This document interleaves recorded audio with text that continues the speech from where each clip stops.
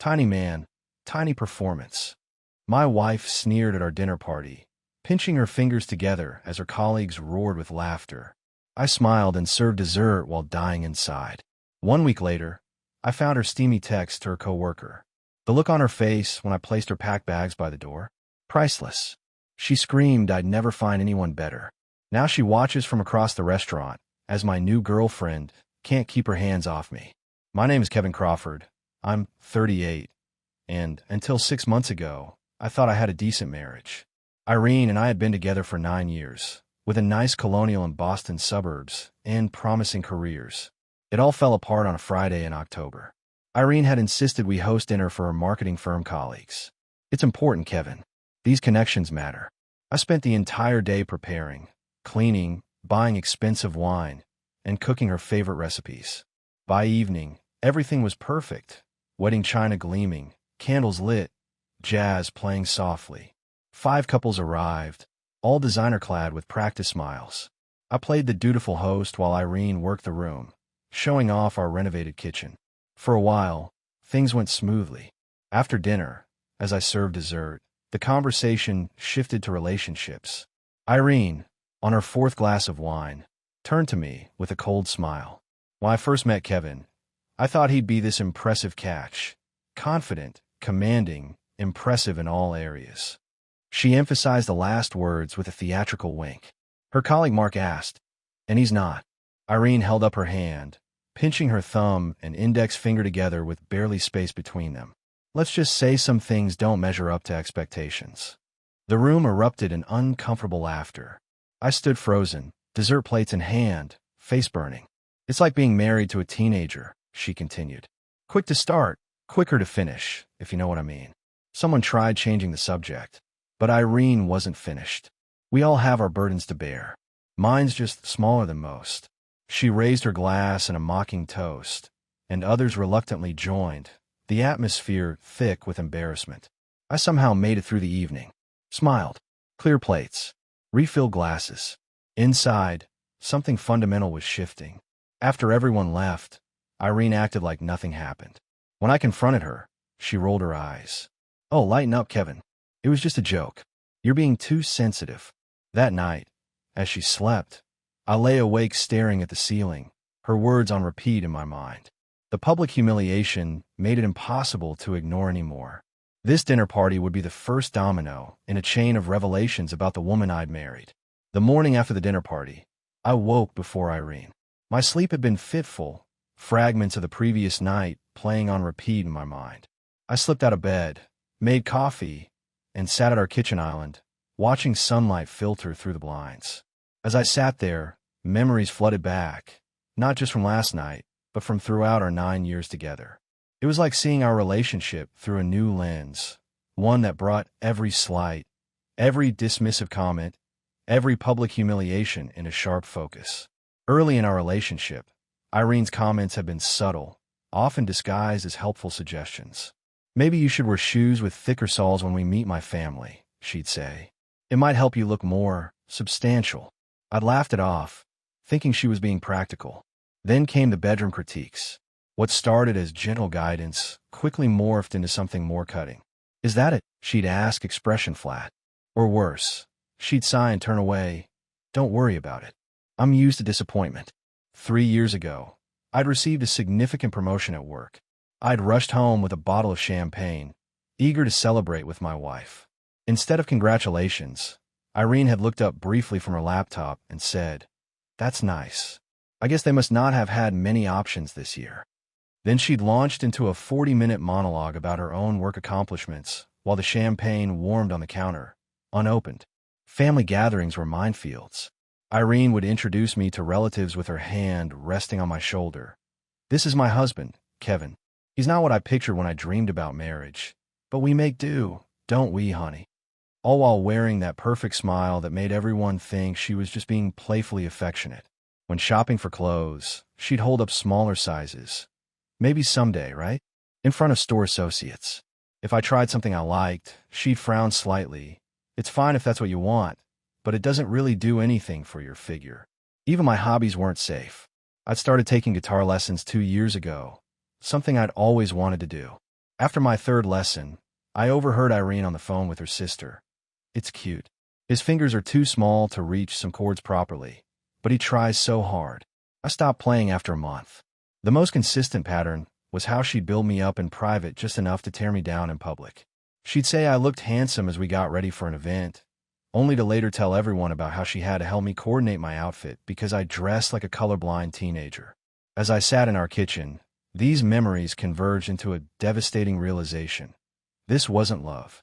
This was a systematic campaign to diminish me while maintaining the facade of a perfect marriage. I pulled out my phone and scrolled through Irene's Instagram. There it was, photos from last night's dinner. Amazing evening with amazing friends and my amazing husband who made it all happen. The comments were filled with heart emojis and couple goals responses. The contrast between her online portrayal of our marriage and the reality made me physically ill. I was living in two different relationships. The public one she crafted for social media, and the private one where I was constantly reminded I wasn't enough. As morning light filled our kitchen, I realized with startling clarity, this was emotional abuse, and it had been happening for years. 3 days after the dinner party, I was still processing my revelation about our marriage when opportunity knocked. Irene had gone for her Saturday morning yoga class, a 90-minute session followed by what she called essential networking at the juice bar next door. Translation: at least 3 hours of freedom. I wasn't proud of what I was about to do, but something deep in my gut was screaming that there was more to uncover.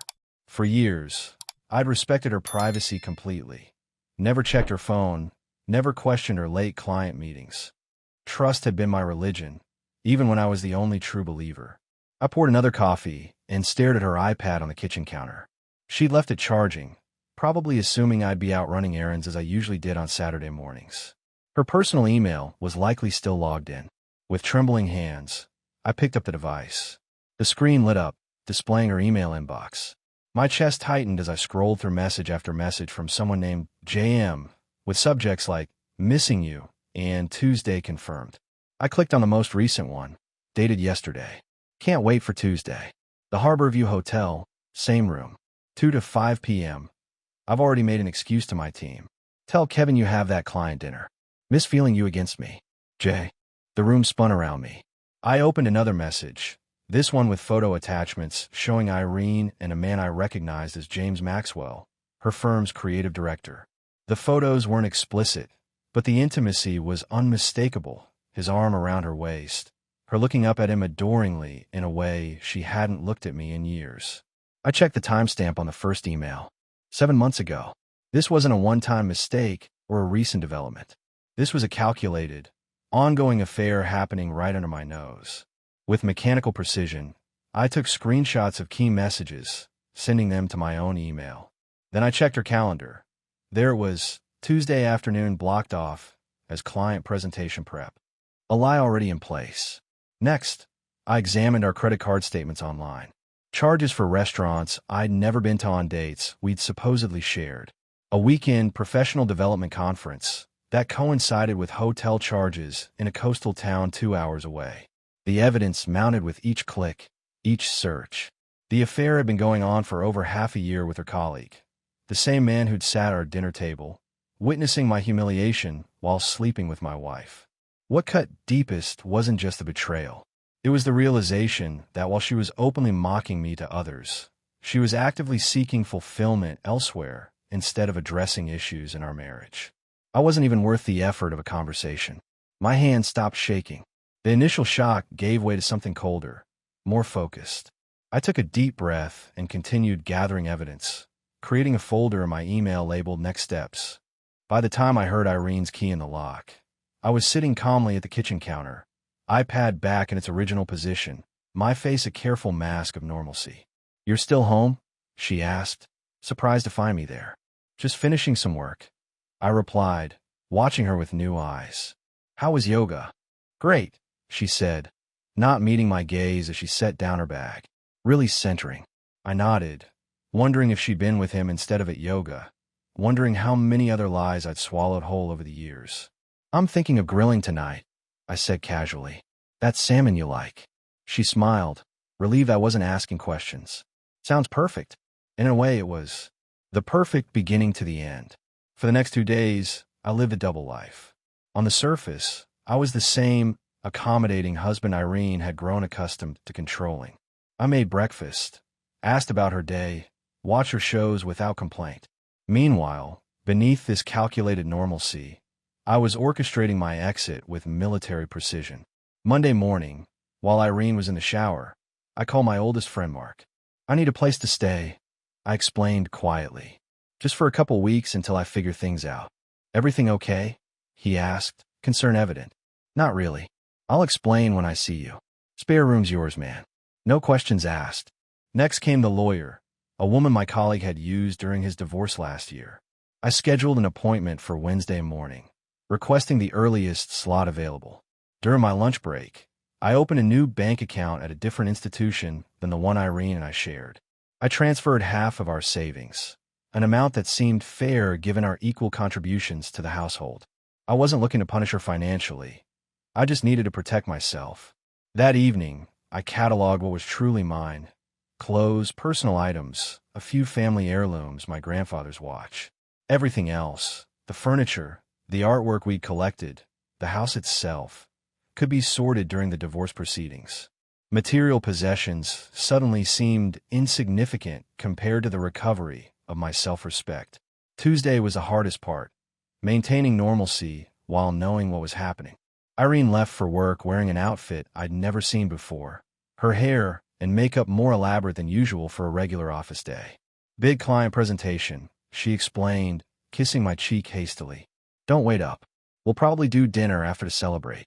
"Good luck," I said, the words ashen in my mouth. While she was gone, I packed 2 suitcases with essentials and loaded them into my car trunk during my lunch break, parking it down the street afterward so she wouldn't notice if she came home unexpectedly. At work, I requested Thursday and Friday off for personal reasons. My boss, noting my perfect attendance record, approved it without question. That night, Irene returned home after 9, slightly disheveled and smelling of unfamiliar cologne. She claimed the presentation had gone well, describing fictional client reactions in elaborate detail. I nodded and smiled, playing the role of supportive husband one last time. As she showered, I checked her location history on our shared account, the Harborview Hotel, exactly as the email had specified. The final confirmation of what I already knew. "You seem quiet," she said later, as we got ready for bed. "Just tired. Big project, deadline tomorrow." She nodded, already scrolling through her phone. "Don't forget we have dinner with the Johnsons on Saturday." "I won't," I lied, knowing I'd be gone before then. As she fell asleep beside me, I lay awake, studying her face in the dim light. This woman who had once been the center of my world now felt like a stranger, beautiful still, but hollow where her heart should be. I felt an unexpected wave of pity. Whatever she was searching for, she hadn't found it with James, or she wouldn't need the validation of controlling me. Tomorrow, I would reclaim my life. Tonight, I silently said goodbye to the man I'd been, the one who had allowed himself to be diminished for the sake of a marriage that existed only in his imagination. Wednesday evening arrived with an air of finality. My meeting with the lawyer had gone well. She'd outlined a straightforward path forward, given the evidence of infidelity. My personal items were already at Mark's apartment. All that remained was the confrontation I couldn't avoid. I prepared Irene's favorite meal, salmon with roasted vegetables, and that expensive Chardonnay she loved. By the time she arrived home, the table was set with candles and flowers, a scene of domestic perfection that would soon shatter. "What's the occasion?" she asked, dropping her keys in the bowl by the door. "Just felt like doing something nice," I replied, pulling out her chair. We ate in relative silence. Her occasional comments about work met with my non-committal responses. Finally, when I could delay no longer, I placed a folder on the table between us. "We need to talk, Irene." Her expression shifted from surprise to wariness. "About what?" "I know about James." The color drained from her face.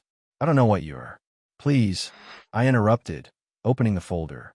"Let's not add more lies." I laid out the evidence piece by piece, the emails, the hotel receipts, the restaurant charges, the location history. With each item, her expression cycled through shock, denial, and calculation before settling on indignation. You went through my private emails? She deflected, voice rising. That's a complete invasion of privacy. Yes, I admitted calmly.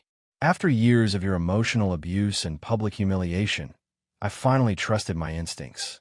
Abuse, she scoffed. Don't be so dramatic, Kevin. Calling me tiny and inadequate in front of your colleagues isn't abuse. Mocking my career while sleeping with your coworker isn't emotional cruelty. Her strategy shifted instantly. Tears formed in her eyes. The same performance I'd seen her use on clients who were about to walk away. I made a mistake, she whispered. It didn't mean anything. We can work through this. The affair is just one part of why this marriage is over. I explained, maintaining my composure. Even without it, I wouldn't stay with someone who treats me with such contempt. She reached across the table for my hand. I pulled back. You don't understand, she pleaded. I've been under so much pressure at work. James was just there. For 7 months. I said quietly, that's not a mistake, Irene. That's a choice you made every day. Her tears vanished instantly, replaced by cold fury. Fine. You want the truth. Yes, I've been unhappy. What did you expect? You never satisfied me. Not financially, not emotionally, not physically. I nodded, almost relieved to finally hear her honest thoughts. That's exactly why I'm leaving. I deserve better than someone who sees me that way. You? She scoffed, gesturing dismissively. Better than me? Good luck finding anyone who will put up with your limitations. In that moment, looking at her beautiful face twisted with cruelty, I felt a strange sense of peace. This woman had never loved me. She'd only loved controlling me. The divorce papers will be ready tomorrow, I said, standing. I won't be coming back. You can't just leave, Irene said, following me to the door. Her voice oscillated between anger and panic. We need to talk about this. We just did, I replied, picking up the small duffel bag I'd left by the entrance that morning. You made your feelings quite clear. Where are you even going? She demanded, arms crossed defensively. That's no longer your concern. As I walked toward my car, she followed me onto the porch, her controlled facade crumbling with each step. This is insane, Kevin. You're throwing away 9 years over one mistake. I turned to face her, keys in hand. This wasn't one mistake. This was years of belittling me, followed by months of betrayal. I'll go to therapy, she shouted, desperation creeping in. I'll end things with James. I'll do whatever you want. For a moment, I hesitated. 9 years was a long time to walk away from. But then my phone chimed with a text from James, sent to both of us. Is everything okay? You're not answering my calls. Irene's face contorted with fury as she realized I had his number. Her scream echoed down our quiet suburban street as I got into my car. You'll regret this, she yelled. You think anyone else will want you? You're nothing without me. I started the engine, oddly calm despite her rage. Goodbye, Irene. Mark was waiting on his porch when I arrived at his apartment complex 15 minutes later. He took one look at my face and silently helped me carry my bags inside. Want to talk about it? He asked, handing me a beer once we'd settled in his living room. Not yet, I replied, the adrenaline of the confrontation finally wearing off. Maybe tomorrow. Whenever you're ready, man. That night, my phone exploded with notifications. Irene cycled through strategies with alarming speed.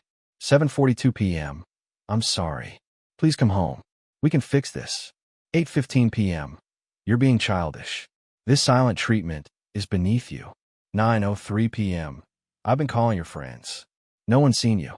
Are you safe? 10:27 p.m. I'll call the police if you don't respond. 11:14 p.m. James meant nothing. You're my husband. Please. Midnight. This is what you always do. Run away instead of fighting for us. I turn off my phone, marveling at how she could rewrite our entire history in just a few hours, casting herself as the victim and me as the villain. The next morning, I met with my lawyer again, finalizing the divorce filing. By noon, the papers were ready. I chose to have them delivered by courier rather than serving them myself. I had no desire to witness more of Irene's performance. In the afternoon, I visited a therapist my lawyer had recommended for people leaving emotionally abusive relationships. Dr. Michaels listened intently as I described the dinner party, the pattern of belittlement, the affair. What you're describing is indeed emotional abuse, she confirmed. And your response, removing yourself from the situation, was actually quite healthy. Then why do I feel guilty? I asked. Because abusers excel at making victims feel responsible for the consequences of the abuser's actions, she explained. That's going to take time to unlearn. I scheduled another appointment for the following week, feeling a small weight lift from my shoulders. For the first time in years, I was prioritizing my own well-being. Back at Mark's apartment, I finally turned on my phone to find 37 missed calls and a flurry of increasingly desperate texts. The final one, sent just an hour earlier, simply read, "I got the papers. This isn't over, Kevin." But for me it was. With every hour that passed in my new, Irene-free existence, I felt more certain. It was definitely over.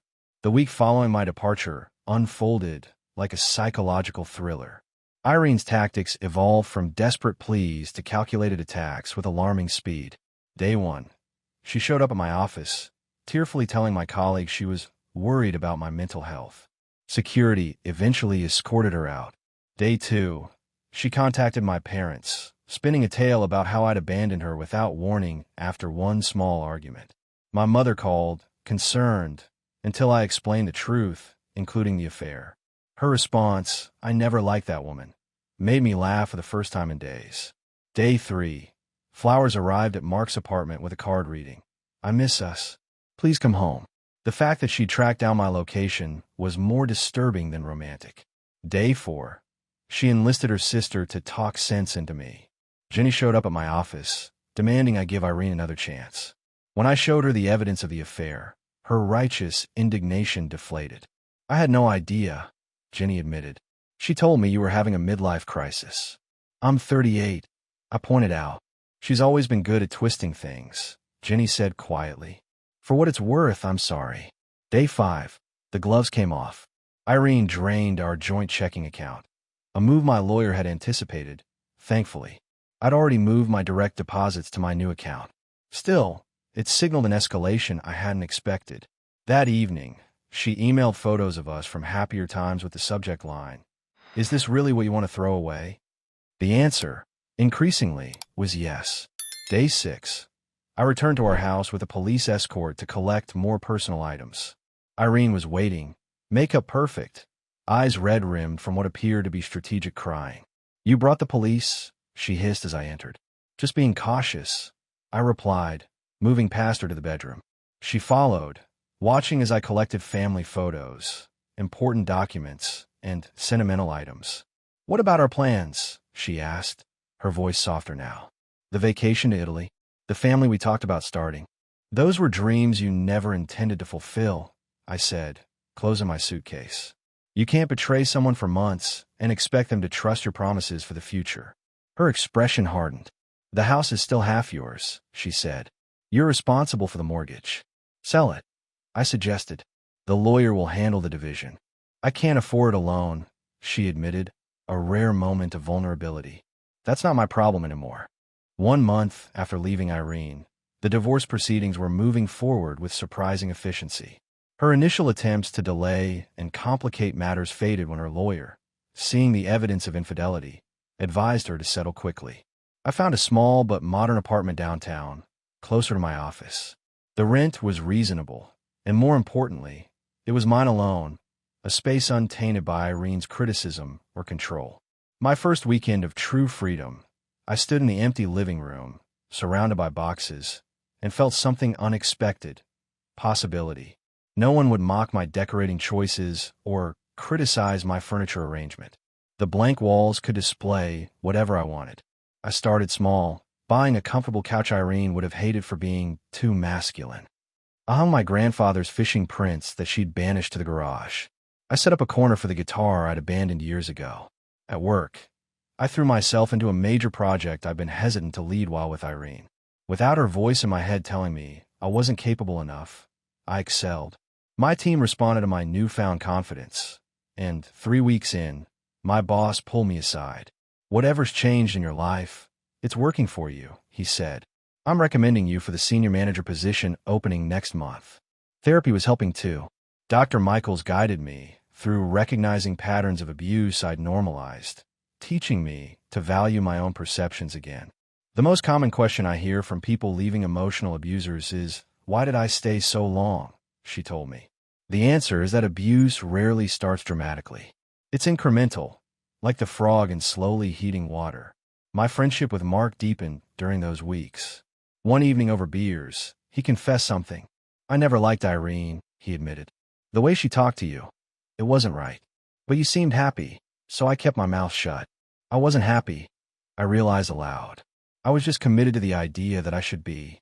Irene continued her campaign of manipulation, though her tactics grew increasingly desperate. She sent mutual friends to check on me, switched between threats and love bombing, and once left a handwritten letter detailing all the ways I'd misunderstood her actions. None of it worked.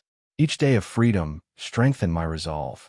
Each small decision, made for myself, rebuilt my confidence. The divorce would take months to finalize, but I'd already achieved something more important: independence. The man who had silently served dessert while being humiliated was gone, replaced by someone who understood his own worth.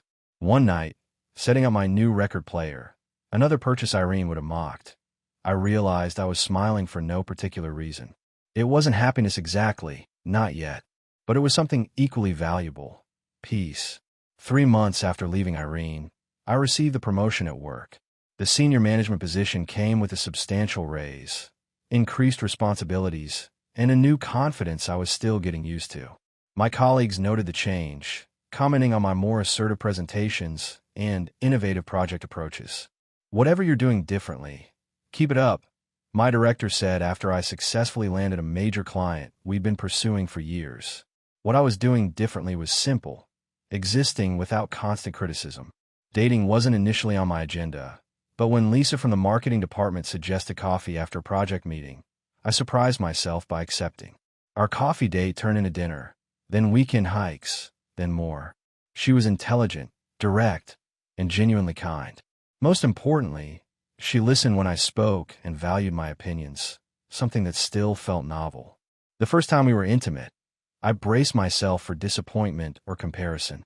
Instead, she was present, communicative, and afterward, she held me close and whispered, "That was perfect." 3 simple words that healed wounds I hadn't realized were still open.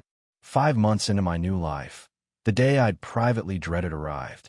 My friend Jack was celebrating his promotion at Costello's, an upscale restaurant popular with the professional crowd. I knew there was a high probability of seeing Irene there. I arrived with Lisa, feeling confident in my tailored suit and the life I'd rebuilt. An hour into the evening, as we laughed with Jack's other guests, I felt a familiar presence. Irene stood across the room, staring at us. She looked thinner, her outfit more carefully selected than usual, as if trying to project an image of perfection. Our eyes met briefly. I nodded politely and returned to my conversation without missing a beat. Later, as Lisa and I danced, Irene approached, wine glass in hand. "You look, well," she said, her voice tight. "Thank you. So do you," I replied simply. An awkward silence stretched between us, filled with unspoken history. "I heard about your promotion," she offered finally.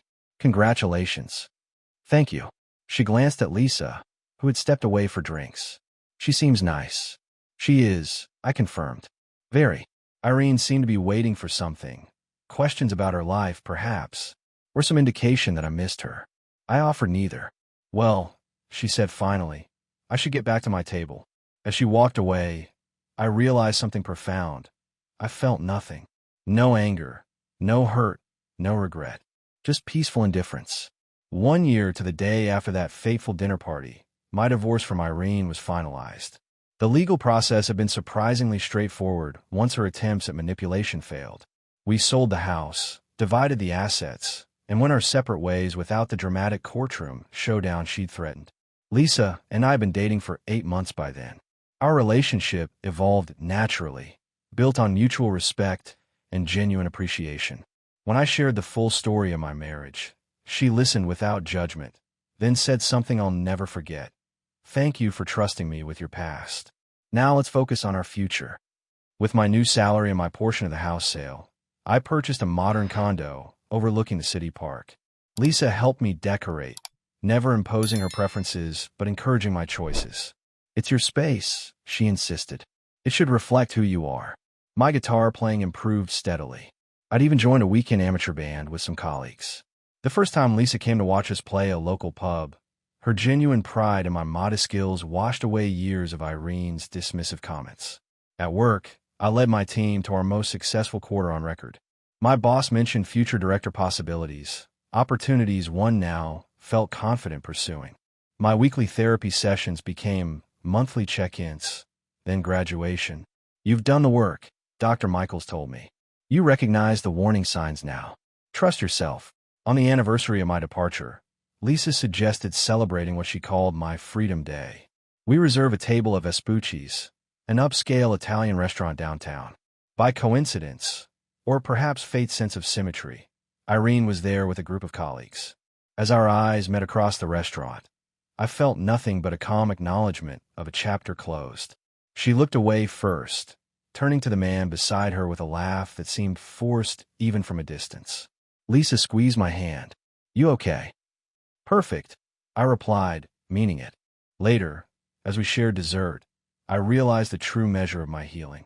I no longer defined myself in opposition to Irene or her treatment of me. The angry, hurt man who had fled our home had evolved into someone stronger, wiser, and genuinely content.